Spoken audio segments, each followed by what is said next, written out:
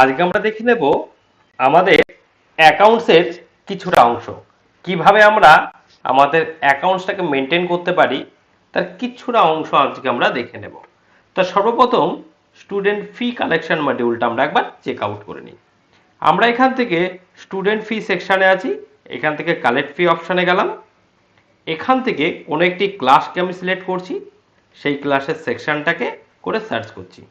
এটা আপনারা প্রয়োজনে এনরোলমেন্ট নম্বর দিয়েও সেই স্টুডেন্টকে আইডেন্টিফাই করতে পারেন। যেহেতু আমাদের কাছে এনরোলমেন্ট নম্বর নেই, তাই আমরা টোটাল ক্লাসের টোটাল স্টুডেন্টেরকে এখানে সার্চ করে নিচ্ছি। এবার এখান থেকে স্টুডেন্টের নাম এবং রোল নম্বর দেখে আমি সেই স্টুডেন্টকে সিলেক্ট করে নেব। স্টুডেন্টের পাশেই অ্যাকশন সেকশনের মধ্যে রয়েছে কালেক্ট ফি, আমরা কালেক্ট ফি অপশানে ক্লিক করলাম। করলে এই স্টুডেন্টের যে যে ফিটা পেমেন্ট করা রয়েছে সেগুলো টিক হয়ে রয়েছে এবং যেটি বাকি রয়েছে সেটা এখানে কালেক্ট বাটন শো করছে। আমি 1/6 পেমেন্টটি এখানে কালেক্ট করব। তার মান্থলি ফিটা অটোমেটিক্যালি এখানে চলে আসবে, কারণ এটা বাই ডিফল্ট কাজ করবে। যদি সেই স্টুডেন্টের কোনো ডিসকাউন্ট থাকে তাহলে সেই ডিসকাউন্টটা আমরা এখানে বসাবো, যদি কোনো ফাইন অ্যাড হয় তাহলে এখানে বসাবো, এবং এই পেমেন্টটি আমি কিভাবে কালেক্ট করছি সেটাও এখানে সিলেক্ট করলাম। আমি এখানে ক্যাশ নিলাম, নিয়ে এখানে কালেক্ট বাটনে ক্লিক করলাম। করার সাথে সাথেই আমার এই পেমেন্টটি কালেক্ট হয়ে গেল এবং তাকে রিসিপ্ট দিতে হবে, আমরা রিসিপ্টটিও এখানে পেয়ে যাবো। এইখানে দেখুন আমি টুডে পেইড ফিতে যেতে পারি, গেলে আমার রিসিপ্ট কপি এখানে শো হয়ে গেছে। এটাকে জাস্ট আমরা প্রিন্ট আউট করে দিয়ে দিতে পারি।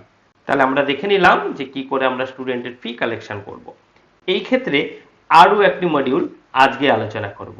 প্রত্যেকটা স্টুডেন্টকে আপনারা যে কিটগুলো প্রোভাইড করেন সেই কিটের মেনটেনেন্স অর্থাৎ তার স্টক রিপোর্ট এবং সেল ইনভয়েসও আপনি আমাদের প্যানেল থেকে অর্থাৎ শিক্ষালয় প্যানেল থেকে ম্যানেজ করতে পারেন। আমরা এখানে কিছু প্রোডাক্ট এখানে ক্রিয়েট করে রেখে দিয়েছি।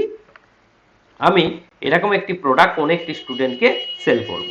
তাহলে আমি আমার স্টোর অপশন থেকে আমি সেল ফিচারটি কিভাবে কাজ করে সেটি আমরা এখানে দেখে নিই।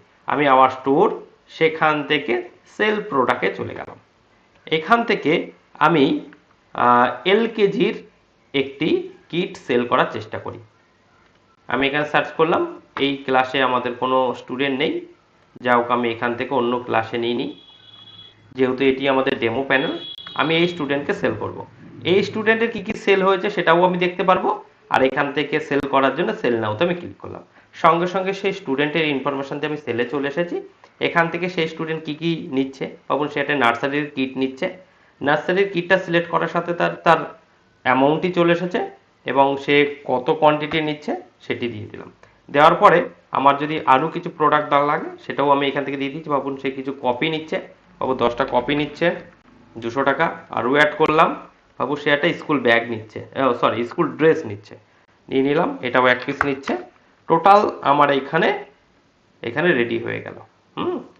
আচ্ছা, করার পর আমি এটাকে কি করব, পেমেন্ট মোডটাকে সেট করব যে আমি ক্যাশে পেমেন্টটা নিলাম, নেওয়ার পরে সেল নাওতে ক্লিক করলাম, করে ওকে করলাম। সঙ্গে সঙ্গে আমার এখানে তার সেলস ইনফরমেশন তৈরি হয়ে গেছে। এই যে রিপোর্টটিও এখানে তৈরি হয়ে গেছে, এখান থেকে আপনি প্রিন্ট দিলে এটিও একটি ইনভয়েসে প্রিন্ট দিতে পারবেন। এবার আমরা দেখে নেব এই যে ট্রানজ্যাকশনগুলো করলাম তার ওয়ালেট সিস্টেম বা ডে বুকে কিভাবে মেনটেন হচ্ছে।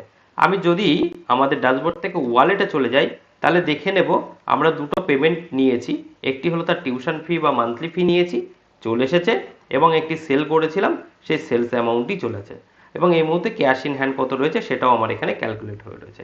এরকম ভাবে প্রত্যেকটা ফি সেকশনকে আপনি আমাদের প্যানেল থেকে ম্যানেজ করতে পারবেন।